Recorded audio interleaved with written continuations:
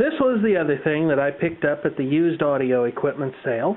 This is a little tiny Technics AM/FM stereo receiver, model number SA-929.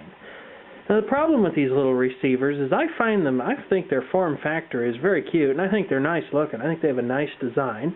They sold a lot of these through the mid to late 80s. The only real problem with these is I suppose that maybe they were a cheap receiver, and every one of them that I have ever seen has either been absolutely beaten to death or burned out and broken internally with severe internal damage, usually more than I could fix or anything like that. Now this one happens to work fine. The DC protection relay in this one seems to have some sticky contacts, but it plays just fine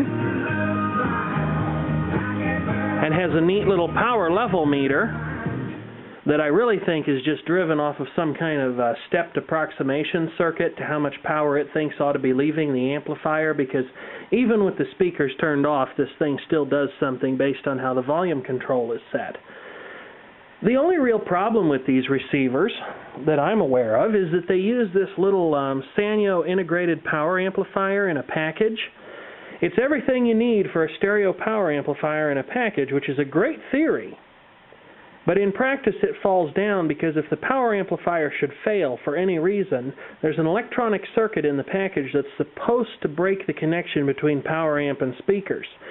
Unfortunately, all too often it doesn't, and these amplifiers are somewhat famous for putting a power supply rail right on the speakers when the amplifier module fails, and that is bad news for any attached speaker. Fortunately, it seems that with this little receiver, this little SA-929, and I have no idea how old it is, it seems that Technics learned their lesson and they put a separate DC protection relay in this unit. So if anything ever did go wrong with the amplifier, the output would be shut off.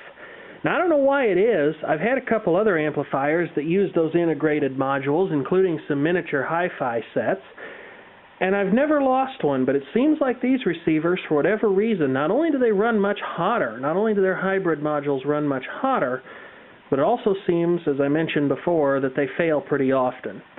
But this little receiver seems to work. It seems to have been taken good care of. It just really seems, for the most part, like it's in just unbelievably good shape. And like I say, I really do like the styling of these. And I thought I'd share this receiver with you here on YouTube because I know there are some of you that watch my channel that are into vintage audio equipment and stuff like that. And I just thought that maybe some of you would like to see it. I haven't yet had it open to address the problem of the dirty contacts on the DC protection relay. But sometimes what that means to us is that the one or the other speakers won't play unless you goose the volume for a minute and overcome the bad contacts in the relay, and then it works fine until it's shut off again. Sometimes it starts up perfectly fine. Anyway, that's the story behind this little stereo receiver. I'm driving these Sony bookshelf, well, they're not bookshelves, they're actually floor-standing speakers.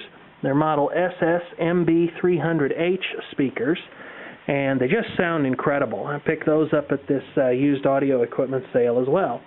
Anyway, that's basically everything there is to say, and I'm going to get on with listening to my radio program now.